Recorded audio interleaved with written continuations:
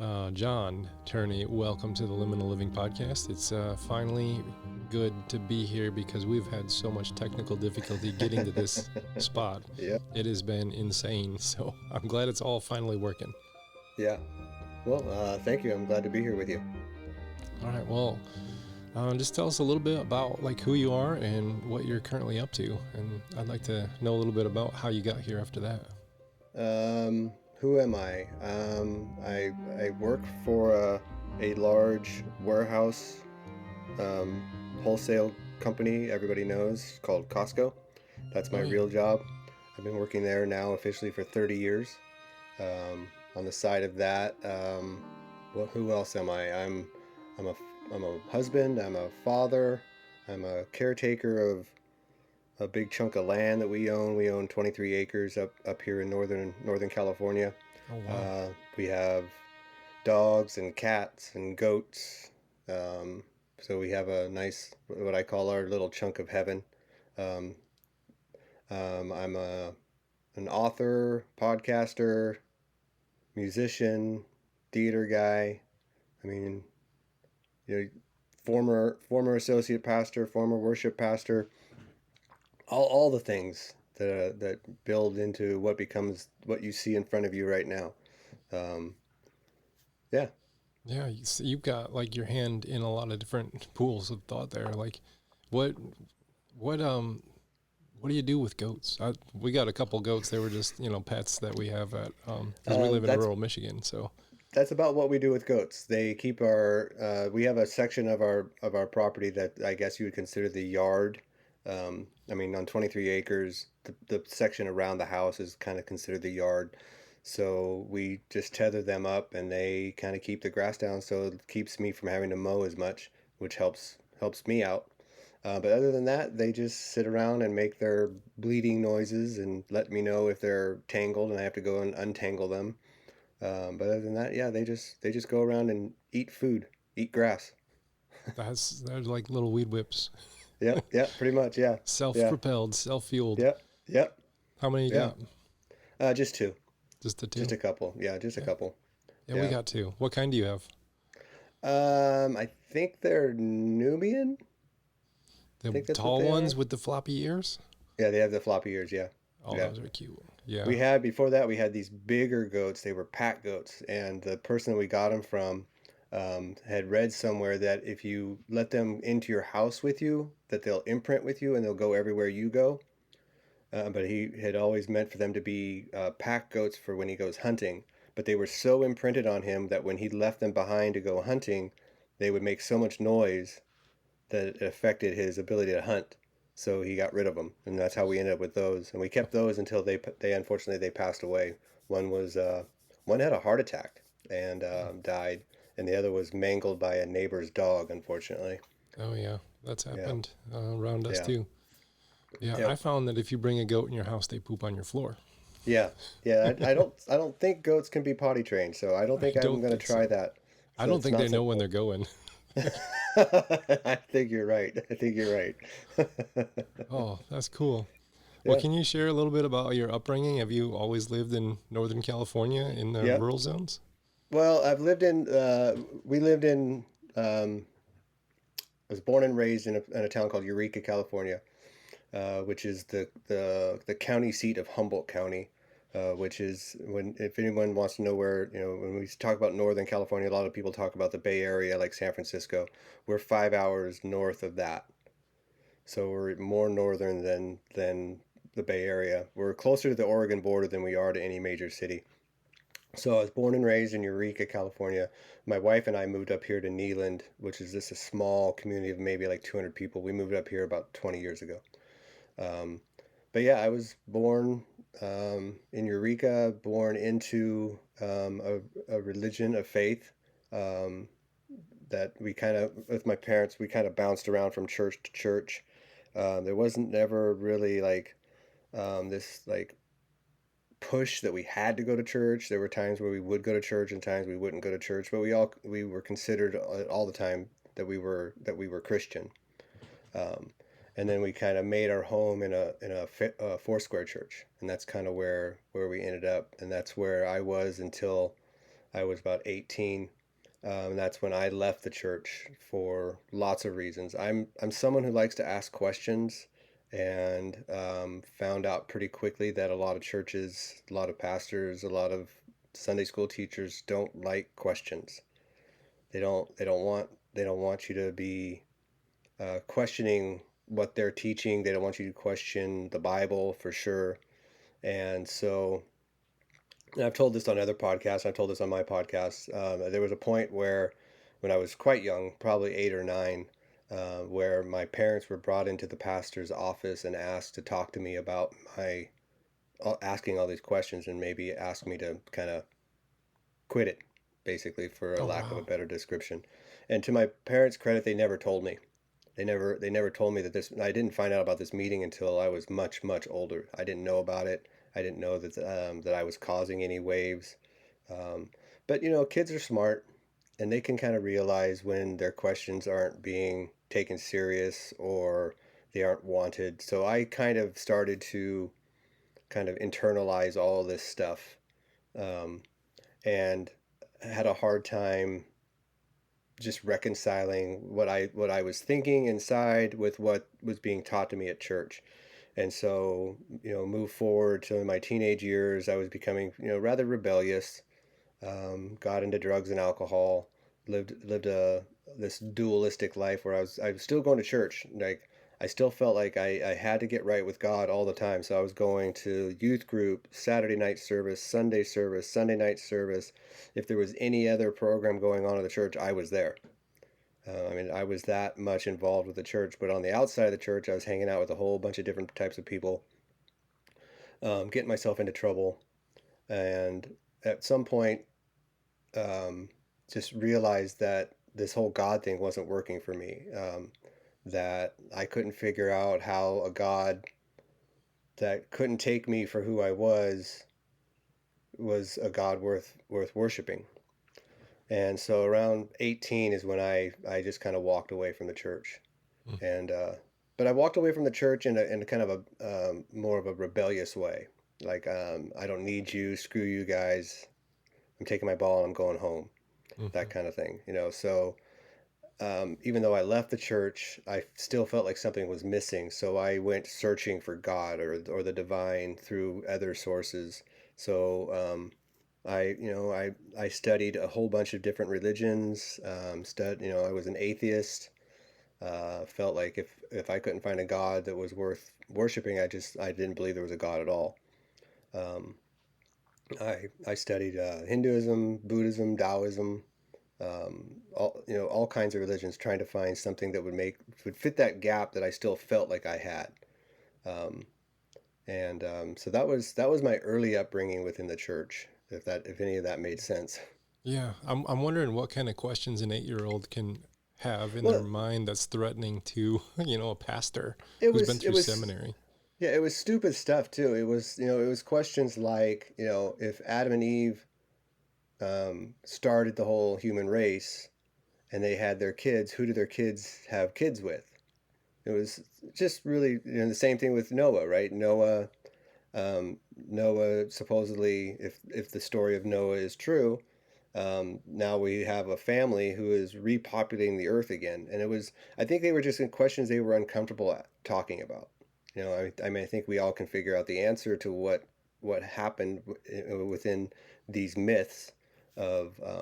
But then there's, even within that, there's stories where they go off and they find themselves a wife, and it's like, well, they found a wife where? And it's simple questions off of just reading the Bible and asking questions about um, things like that. They Hmm. weren't deep theological questions, because I don't, as an 8 or 9 year old, I wasn't thinking like that, but I was already finding inconsistencies, I thought. Yeah, that being able to see the inconsistencies there. I What do you think is like how is the Bible being read in such a way that it you have to have like this rock solid literalistic viewpoints of scripture that then questions become a threat to, like what's the mechanism behind the reading that where this all goes wrong in the first place? Well, I think that's it exactly. I think that we we take it all as literal truth. The story of Adam and Eve is a literal story. The story of the flood is a literal story. Um, and I think that's where we go wrong. And you know, as I become a little bit more versed in these writings, I feel like these are more, you know, it's a mythicized history, I guess you might say. Um, I mean, I truly believe that the story of Adam and Eve is just that, a story. I believe that the, you know, Noah, or um, story of, oh, I'm drawing a blank all of a sudden. Oh my goodness, the whale or the fish Jonah. and Oh yeah, Jonah. Thank Jonah. you. People are like, yeah, you know the Bible. You don't even know the name Jonah. But I think these are all stories, to tell some kind of truth. And once I was able to disassociate myself with these have to be true and this is exactly how things happen, I found that they made more sense. They gave me more to work with than if I had to like hold to these truths that the whole human race was started by this person named Adam and this woman named Eve. And that the Earth is somewhere between 6,000 and 7,000 years old. I mean, it's just asinine to hold on to those kinds of truths. You know, once, I mean, if you have to ignore everything in science, you just have to ignore everything that comes to you from the science, and unfortunately, that's what a lot of people do. They just say, well, science has it wrong. It's obviously, the Earth is 6,000 years old. The Bible tells us it's. I believe the Bible. The Bible is true. So that's exactly what we say. Yeah, I've found like interacting with certain evangelicalistic fundamentalist perspectives, that like as soon as it might be bigger than literal, then they don't have control over Right. what you think, how you act, what makes you in, what throws you out. And I've learned in the last couple of years, like fundamentalism is not about faith, it's about control. Oh yeah, And absolutely. trying to control the questions, trying to, like, even if you look at how like a church operates on a Sunday morning, in a lot of spaces they're about controlling someone's emotion, Yeah. in the same way like a theater would, which is kind of a neutral thing, but uh, I go back and forth because humans are psychological beings, but at the same time, there are things that it becomes about control so much of the time that Yeah. like you have to read it literally, because if you go on the outside of the church for science, then you might find a different authority than us, and that'll be Yeah. scary. So we'll have to feed you the science, and you'll Yeah. get a lot And of that, like weird stuff out of that, like flat earthers and young well, earthers, yeah, and and then that becomes that gets really scary because you get, was it Ken Ham with his arc experience or whatever it's called. yeah, I and, think and he's but making the he's, Tower of Babel too. oh, great, great. Because, you know, apparently they didn't learn their lesson the first time. Yeah, But I mean, but then that is proclaimed as true science.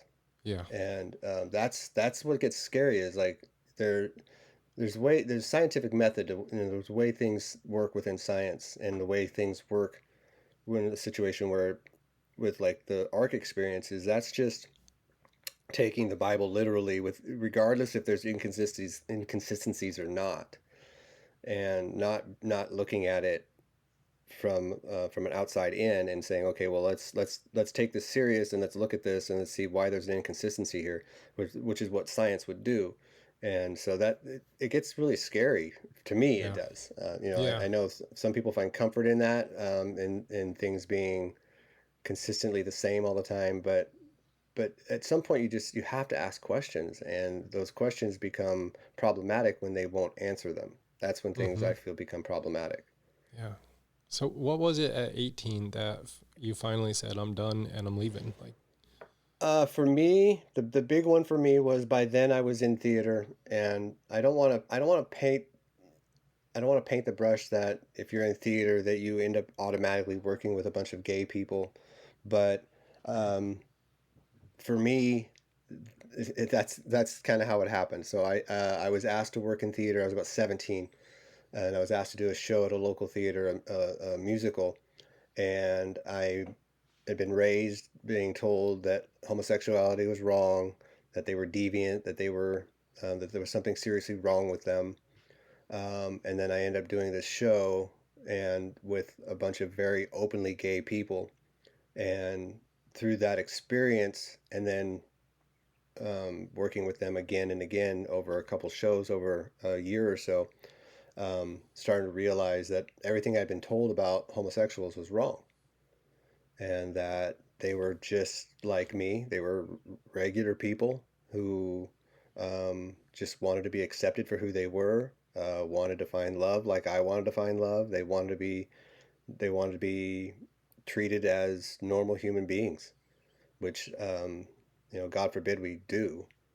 And so that was the first like really big question for me as to what is the church getting wrong? I mean, really wrong. And so a lot of these people are still my friends today. I mean, I've been doing theater since I was 17. I'm 54 years old now, and I've had long-term friendships from working in theater. So that was the big step away for me because I could not reconcile that these people were going to hell. I just couldn't, just because of who they loved, and I had a really big problem with that. And so that was the linchpin, or the straw that broke the camel's back, that finally just said, you know what, I'm done with this. I can't be part of this anymore. Yeah. What were there other dominoes that started to fall after that, or was that just like that was the final one? Was so? What was some leading up to that? In your teen years. In my teen years, I think it was just mostly being rebellious. Honestly, if I have to look back now and say, I was deconstructing before the word deconstruction came, but honestly, it was, people who drink aren't that bad. People who use drugs aren't as bad as, I mean, they're all still humans. They just do things that you don't approve of. Anything can be done in a bad way, or anything can be done in a consistent and in a way that's not harmful to the body. I believe. Um, but as a teenager, I think it was more being rebellious, saying, "Hey, I want to live my life. Leave me alone." Um, I do. We can get to it here in a little bit. I do have what I would call a second deconstruction, which I think was a little bit um, more detailed and more like going down all these like hard questions. Mm-hmm. But at 18, it was more of like, I don't want to do this anymore. God is a monster. He's horrible to anybody who doesn't believe in him. Because honestly, if as I'm starting to look at the homosexuality and those people as I don't believe they're going to hell, then it started questioning things about other faiths. If I don't believe they're going to hell, what about someone happens to be Muslim, or happens to be Hindu, or happens to be Buddhist? Are they also going to hell just because they were born into a place where they would follow a different religion? And so these questions also came up as to I don't think that's true. I don't think by an accident of birth you're destined to hell. I just don't. Mm, yeah. Now, you eventually become like an associate pastor at a church. So Yeah. let's connect some dots from that moment there to kind of entering back in and saying, hey, I want to be a part of this. How did that journey go? Well, I met my now wife, excuse me, when I was late teen, so like 19, almost turning 20. We got married when I was 21. My wife is an atheist, um, still is. Um, and so that was problematic for some people in my family, that I married an atheist. But at the time, I wasn't involved in church at all, so I didn't find it problematic at all. Um, Her being an atheist and me being agnostic at best at the time, worked for me. And we built a relationship, we built a family. Um, Over the years, we've had 3 kids. During this time, it wasn't this is, I guess, my time of wandering in the desert, I guess you might say, where I was not connected to any faith, uh, but still searching for something. Um, Buddhism was probably the closest that I found to something that I could relate to, and still is today. It's one of those faiths that I still connect with in a very strong way. Um, and so, fast forward again quite a few years, we have 3 kids. My daughter is just about to start high school, and we're stressing about how we're going to get her to school every day because there's no bus that comes up to where we live. So, someone's going to have to drive her to school every day. And we're not sure how we're going to make this work. And I, through a really funky moment, end up breaking my leg pretty bad. Um, and I can't walk for 3 months. And then right before my daughter's going back to school, I can at least drive a car. So I end up taking her to school every day. And then my doctor wants me to walk every day. So every day after I drop her off, I'd go for a walk. And I would go walk in the Target shopping center, and then I would go walk the mall, our local mall, and then I would meet my parents for breakfast every day. And my parents are still very, very much in the church, very much connected with the faith. Um, they were, I honestly, I can't remember what church they were going to at the time, but they were definitely still within a Christian church. And I would meet my parents for breakfast every day, and my dad would try to give me a book to read. He's like, "Hey, why don't you read this book by Spurgeon, or why don't you read this book by Chesterton?" And I'm like, "No, Dad, I don't. I don't want to read a book by an old white guy. It doesn't appeal to me." And so he wasn't being pushy about it, but he was asking pretty regularly. He's like, "Hey, you should read this book. It's a really good book." And finally, I broke down. I was like, "You know what? I'll read this book by C.S. Lewis because at least I know who he is." I'd read all the Narnia books, so I ended up reading a book called Mere Christianity, which is a quick read. I think I read it in a few days, if not a couple days. Um, and what was remarkable to me at the time was how quickly he answered questions that I had. Like I'd read a paragraph and I'm like, "Yeah, but what about this?" in my mind, and then I'd turn the page and he would answer that question. Now, knowing now what I know about apologetics, I mean that's literally what they're doing. They're trying to defend their faith, right? Um, and but it was an eye-opening experience for me enough that I was like, you know what? I think I'm going to give this another shot. I'm going to give it another try. So I tried. I called my brother. My brother was going through, at the time, unbeknownst to me, going through a pretty major deconstruction. So he's like, "Hey, I'm telling you right now, don't jump right back into church. Take your time. Read some books. Read." And he gave me some authors to read, and he was really into the hyper grace movement at the time. And so I jumped into the deep end of the hyper grace movement, from going from not being involved with church at all into this hyper grace, which for me was the beginning of like, okay, this is remarkable, and it was remarkable until it wasn't, and we can get into that also. What is But the hyper grace movement? I'm not sure. I'm familiar with that term. it was just where it was basically all legalism in church is wrong. There isn't that you are saved by grace and grace alone. And that God loves everybody. God loves you. God loves you who you are. And I bit into that like quickly. That this idea that God loves me no matter what, no matter what I do. Um, and but the problem was there was still some rules that were connected with the grace movement that I mean you still end up following a church. You still end up in a organized religion, and they start setting up rules, and because they want to keep, there's always about control, right? So um I lost my train of thought. Where was I? Oh, so um I was looking for a church. I found a Calvary Chapel church that I really enjoyed. So I started going to that church and ended up on their worship team and was playing bass for them. And then a friend of mine who was a pastor asked me at one point to come and lead worship for him just for a Sunday because he didn't have a worship leader. And I did that.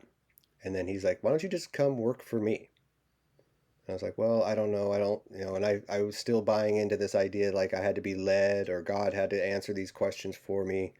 I was like, well, I don't know if I'm being led to your church. Let me pray about it.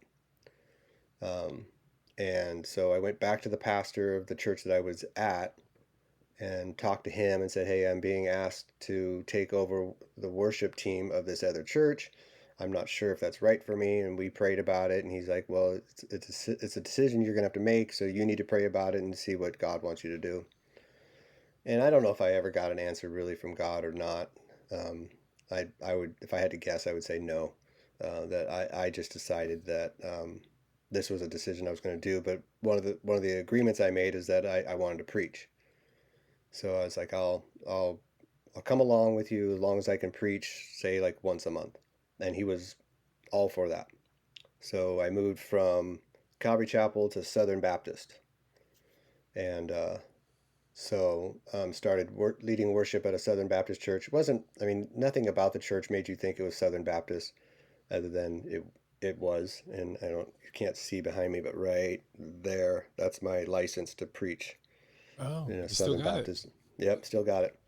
Um, so I started preaching there about once a month, and my brother was starting to preach at his church about, I'd say, about once a month also, with this, both of us with this idea that that's what we wanted to do.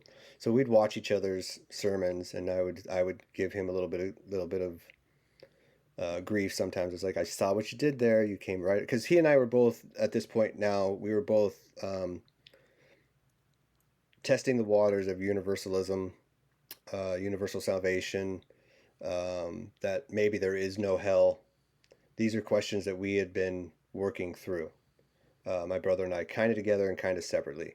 But I'm in a Southern Baptist church. He's in a non-denominational church, but still pretty strong. And it's a Bible-led church. So there were things he could say and things he couldn't say. There were things I could say and things I couldn't say. So we'd give each other a little grief every once in a while. It was like, I saw what you did there. You came right up to that line, and then you took a step back. It's like, yeah, that's as far as I could go. And so that's when I started questioning. Like I said, I started questioning: does hell exist? Do you need to be saved? Um, is God in control? Is God omnipotent? All these things. Does God really have all? Can God? Does God know everything at all times? Everything that's going to happen? And these are questions that I started to question, asking myself.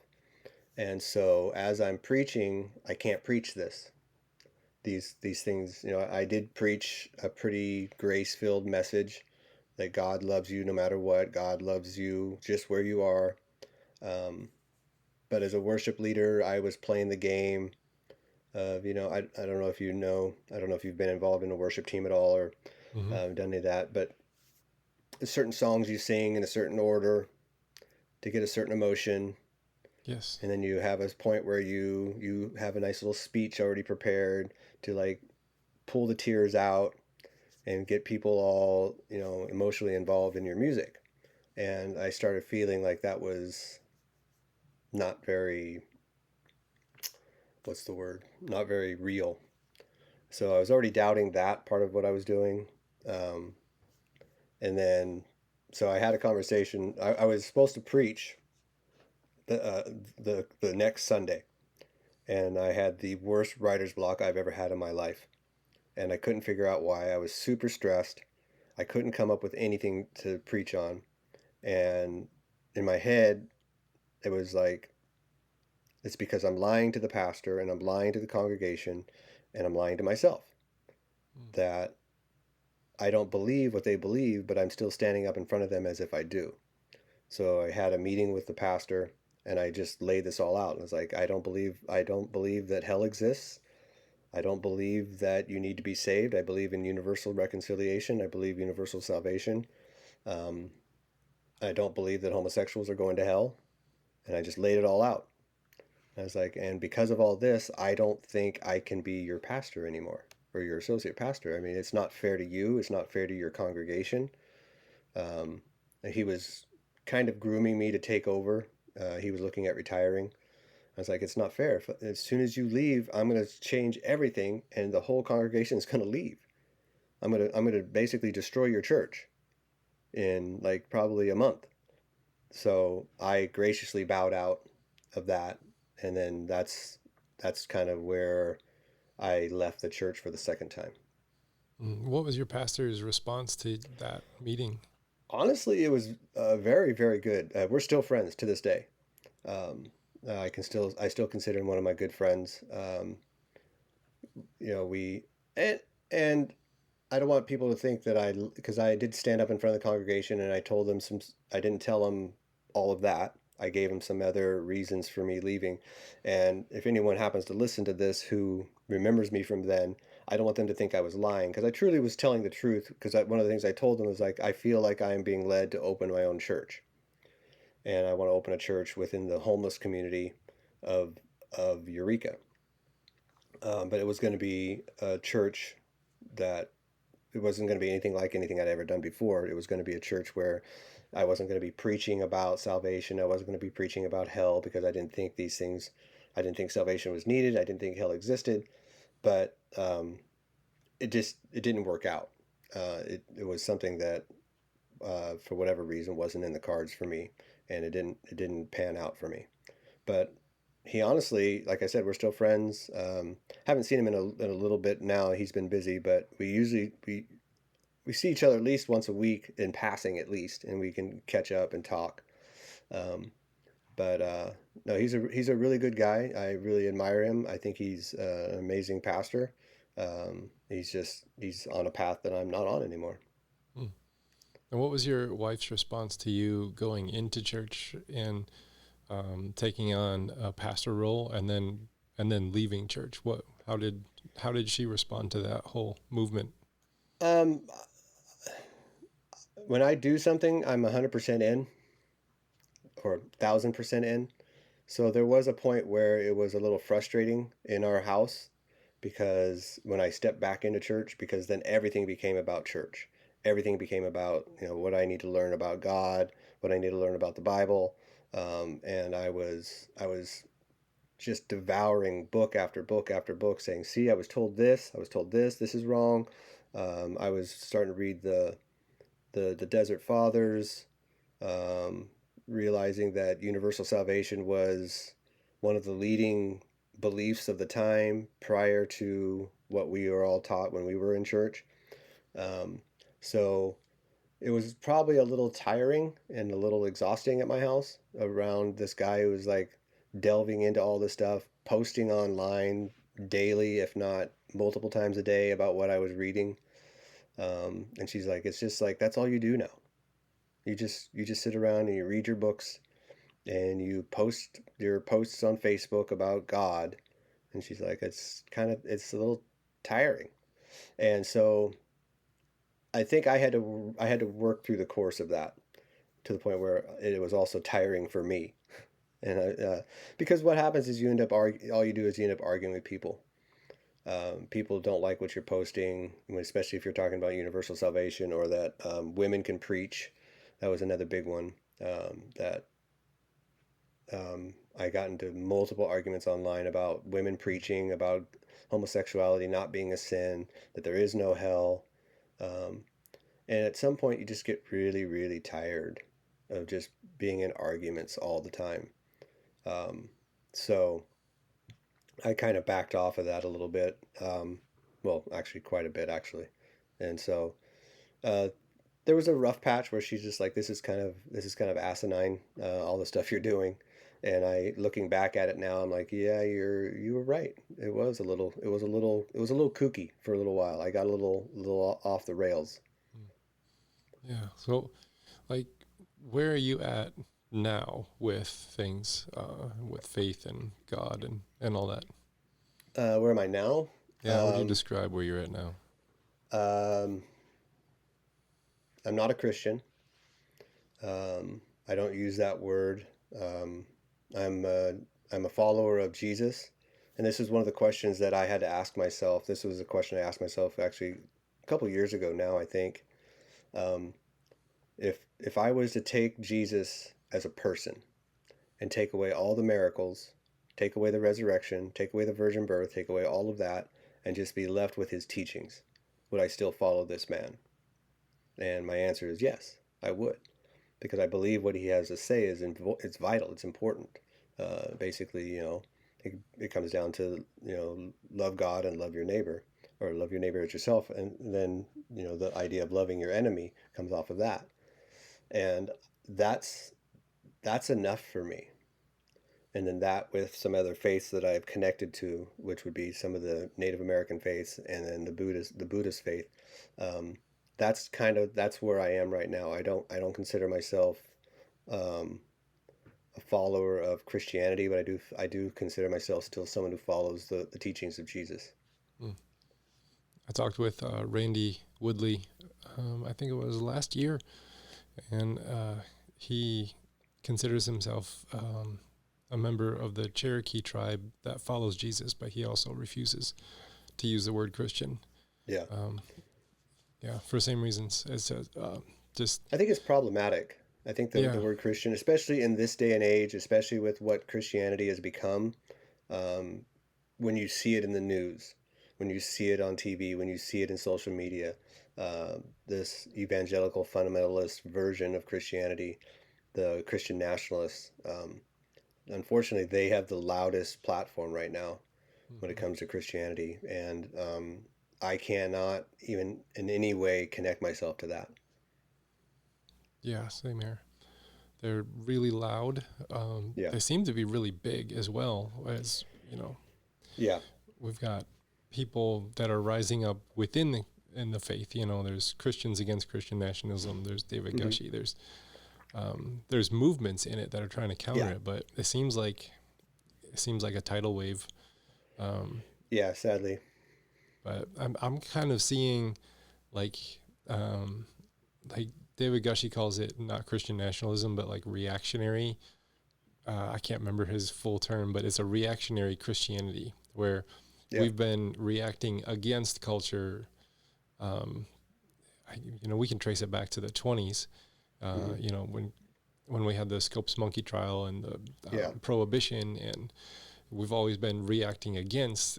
But like the tide has been turning against Christianity in culture for a long time, Right. and it feels like this is like their last ditch effort to try and regain control over, because fundamentalism is about control, but try and regain control over the society that they once held. And Well, the scary part is, having that connection to politics, and having such a strong connection with politics seems to be, um, in a lot of ways, turning a tide that's really scary. mm-hmm, Um, and you know, I see, I see a lot of the nuns and duns finally speaking out and saying, "Hey, we don't, we don't believe this. We don't follow this." But unfortunately, right now, with the political division we have, um, and they seem to, I don't know if they really are, but they do seem to have an upper hand when it comes to how loud they are. mm-hmm. That's the part that's scaring me. Yeah, they've been gatekeepers for a very long time, and Yeah. I think they're fighting off a humbling that is, I think, would be very helpful for them to walk through. Um, Yeah. It'd be interesting to see if they would do it, but I mean, we're at the end of a political battle, right? That's coming to an end here in less than a month now, and it will be interesting to see what happens. I mean, I'm not predicting. I can't predict. I don't think anyone can predict because mm-hmm, um, it's going to be too close. My biggest fear is we're going to go through another January 6th. We're going to have another that's going to be so close that the voices are going to be loud enough that another election was stolen, um, and then we're going to have to go through another battle like that. And I'm afraid, honestly. I hate, I don't want to sound like I'm a wimp. I don't want to sound like I'm not going to stand up, but I'm I'm I'm nervous yeah, me about too. how this political season, sorry, is gonna play itself out.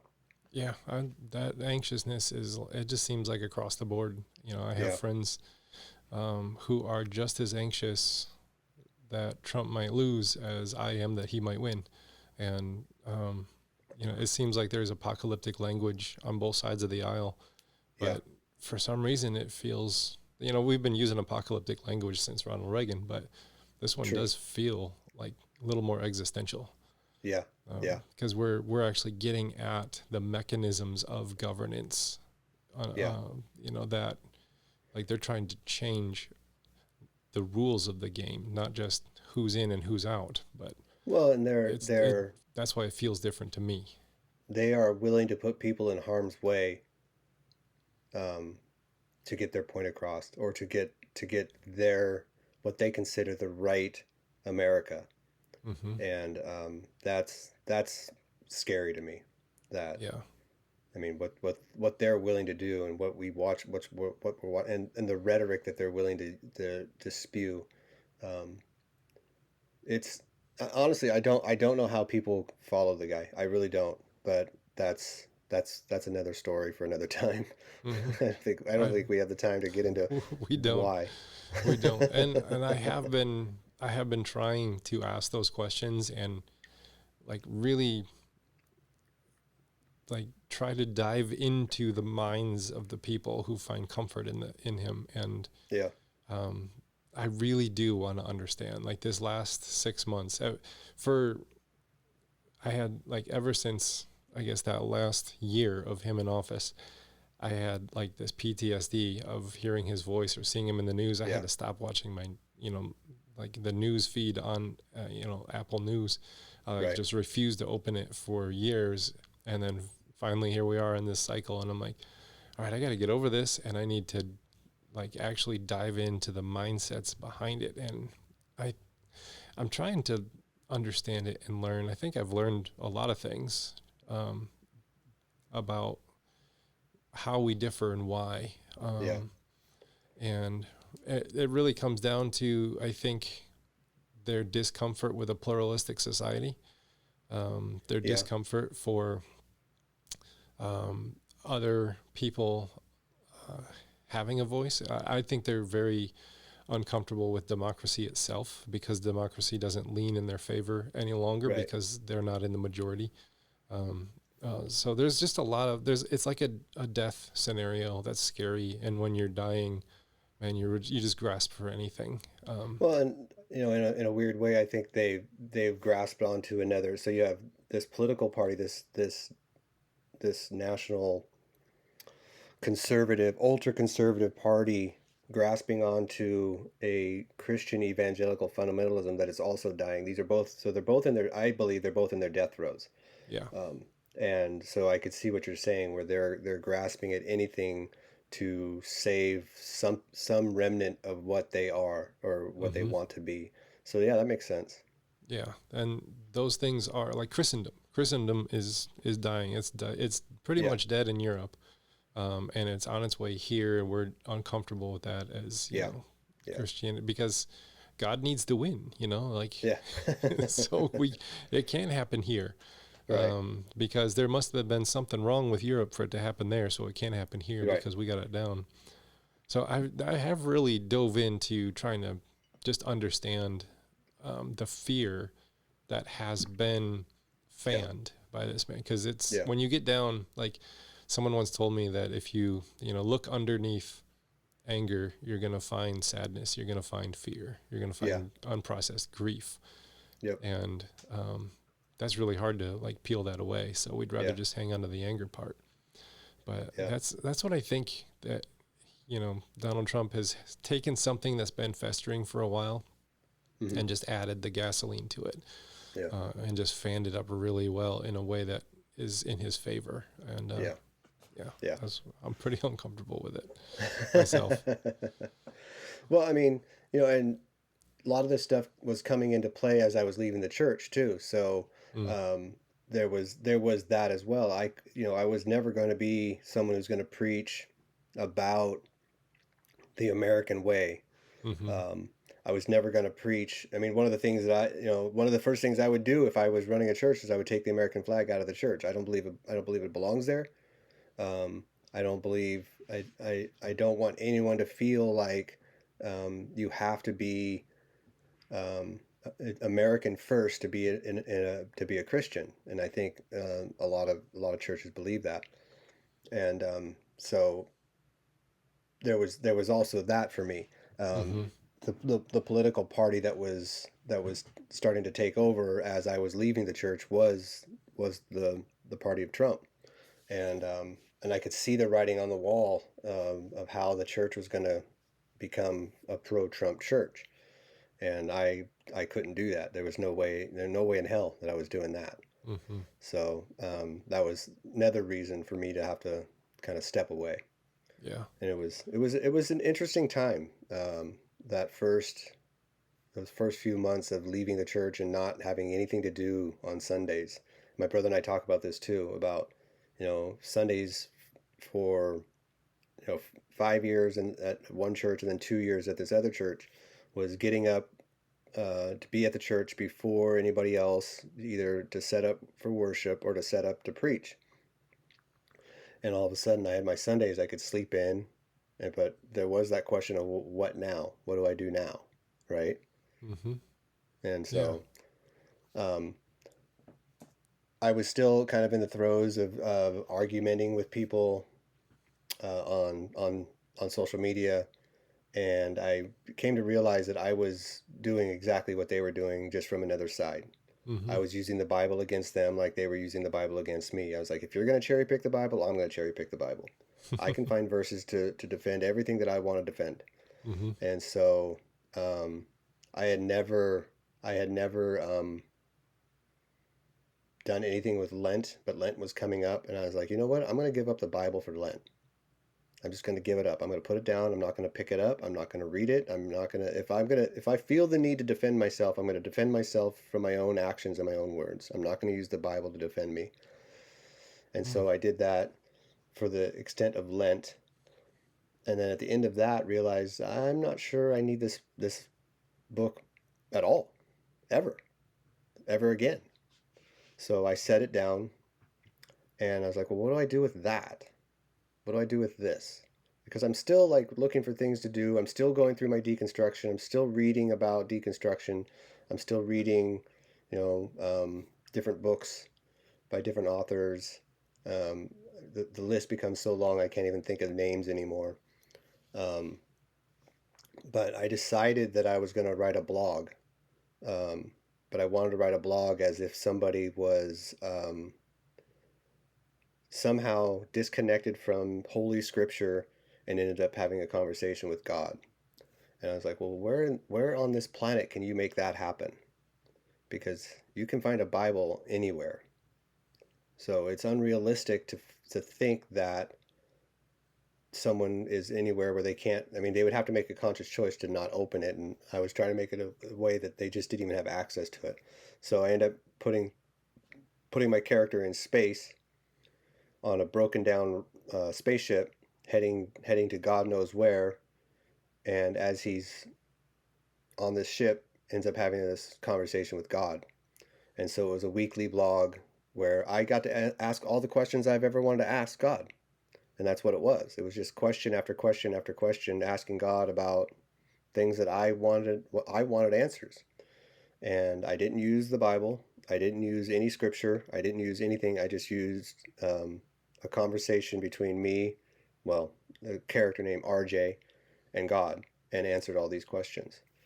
And then um, I thought this was going to go on forever. I thought this would be what I would do, just keep doing this forever. And as it came close to a year, I realized that it was kind of done. I'd done what I needed to do, and so I ended the blog, and that ended up becoming the book I wrote, called RJ the Astronaut, which well, I don't have it. I had somewhere behind me. I have, oh, there it is, RJ the Astronaut, right there. There he is. Um, so I got connected with Choir Publishing, and after, I wrote it as a blog, so obviously it needed some editing and put it into more of a book form. And so that became the book that I published with Choir called RJ the Astronaut. Nice. What was Yeah. one of your favorite scenes out of that book? Oh, there's so many because I wrote it, because I wrote it. There's a lot of chapters because it's written as a weekly blog. So I think it ends up having 51 chapters, and I always joke that it could almost be used as a um,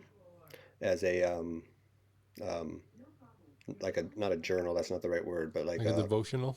almost like a devotional. Yeah, I don't want to use that word, but you could Yeah. almost do it. And then the 52nd week is where you contemplate and you write down your thoughts on God, because there's 51 chapters, 51 weeks, and then the 52nd week you could write down what you gleaned from all of this as your idea of who God is. Um, I would say some of the ones that I really enjoyed were ones where I talked about. Well, and the funny thing is, if I go back now and read it, there's some things in there that I don't believe anymore. Mm. And one of them is, and it's going to sound weird, but I don't believe in universal salvation because I don't believe that you need to be saved. So universal salvation to me sounds like there's still something you have to do. So I don't use the phrase universal salvation. I believe everybody's in, period. But I don't believe there is some. You don't have to pray a prayer. You don't have to ask God into your heart. You don't have to do any of that. Um, I think there is an acknowledgement that you can make that makes you in a better alignment with God or the divine or whatever you want to call it, that then starts you on a path towards loving your enemy and loving your neighbor and all of that. But at the end of the day, I believe we're all in, period. So I like some of the chapters I wrote on that, even though I some of the language I wouldn't use the same way anymore, if that makes sense. Mm-hmm. Yeah. Well, then you started a podcast called "This Is Not Church" with your brother about 4 years ago. So what was the, I guess, how did that come about? What ideas were like brewing in your head or your brother's head? And you're like, we got to Well, do this. if you ask my brother, he'll say that I pulled him into this kicking and screaming. That it was my idea. He didn't really want to do it. That I forced his hand, but I wouldn't say that. I mean, I was definitely the driving force. At the end of the blog, so to put things into perspective in the correct order, it was the blog. At the end of the blog, I started writing the book, writing it as a book. But during that time of writing it as a book, I was also starting the podcast. So the podcast actually came to be before the book. Mm. Um, and so as the blog was ending, I'm like, well, what do I do now? Um, I still have a lot to say, I think. And my brother and I had still been bouncing stuff. And my brother was still a pastor, too. That's something that's kind of important in this connection between how the podcast started. So I reached out to my brother. I said, wouldn't it be interesting to talk about deconstruction from two different perspectives? One of someone who's completely out of the church and one that's still in the church but trying to change things. Because by this point, he had opened his own church. He had started his own church. Okay. And so we're both delving into this idea of deconstruction, but from different sides of the coin, basically. And so that was the start of the podcast, was to talk to people who were deconstructing, to talk to people who were in that world. Um, and the shocking part was, as we started this, my brother and I had both kind of created some friendships with a lot of people online that we considered, important within this world of deconstruction. And so we just reached out to them and said, "Hey, would you be willing to come onto a new podcast?" Thinking if I could get like 10% to say yes, we'd be golden. We got all yeses. Everybody said yes. And so we went from how are we going to do this to, or no, really, how are we going to do this? Because we have a lineup of people that we're going to be talking to. So I mean, we got to talk to some of the earlier ones that were great were Brad Jersak, Baxter Kruger, Paul Young, um, Brian McLaren is another one that stands out as someone that we got to talk to that was really cool. Um, but as we were moving through this podcast, my brother ends up closing his church. So Mm. so now we're two guys two middle-aged white guys talking about. By this time, we had also ventured out away from just deconstruction. We were talking about politics. We were talking about Black Lives Matter. We were talking about LGBTQIA plus rights. We'd reached out to quite a larger audience than just the deconstruction audience. And as we realized that it was we're just two white guys talking about all this, we were like, well, we should bring on another host. One, someone who's still in church because we'd lost that voice. And two, someone who doesn't look like us. So we brought on Bethany as a third host. So Bethany is someone that we brought on to give us another voice, a female voice, and the voice of the church still. So that's happened within the last year. But it's been a lot of fun, a lot of work. But we've been having a lot of fun talking to all the different people that we get to talk to. Mm-hmm. Yeah, for my podcast, like I talk to folks that I want to learn something from, and I've had to. I joke like I got done, with my doctorate degree 10 years ago, and I was like, I'm bored. I need to keep learning something. So it's like this is my ongoing education, and people can just kind of listen in. Yeah. To what I'm learning. And it's like later today we're going to be talking to a Palestinian Christian talking about the Israeli-Palestinian conflict. It's going to be an amazing conversation. I can't wait for it. I mean, awesome. I mean, where else are you going to get to talk to these kinds of people on a regular basis than doing something like a podcast? Yeah. Well, where do you want to send people to, one, buy your book, and two, connect with your podcast and community that you're growing? Well, the easiest way, and unfortunately I don't want to give Bezos my money, but the easiest way to find my book is to go to Amazon.com and just type in RJ the Astronaut. It is kind of difficult to look under my name because there's another author with the same exact name, and he writes science-based books. Someday I hope to meet this guy. Maybe we can trade books. But yeah, there's another John Turney out there. But if you look up RJ the Astronaut with my last name, it's available in paperback. It's available as an ebook, and it's also available as an Audible. So if you're someone who doesn't like to read paperbacks, there's a Kindle version and the audio version. So there's something for everybody. Nice. Who recorded your audio? Honestly, I don't remember his name. Choir set it up for me, and then they sent me a bunch of different people to audition, and then I picked the one I liked the best, and I honestly don't remember his name. Oh, that's cool. Yeah. Oh, cool. Well, I will put those links down in the comments so people can just click on it and not have to do a lot of searching. Yeah. And then how do you connect to your podcast? You got a website, or do you just want to search on your there's a website. We have a website. It's thisisnotchurch.com. You can connect to the podcast through there. I'm doing my best to keep that updated. The podcast itself is updated there, but you can also find us on every platform.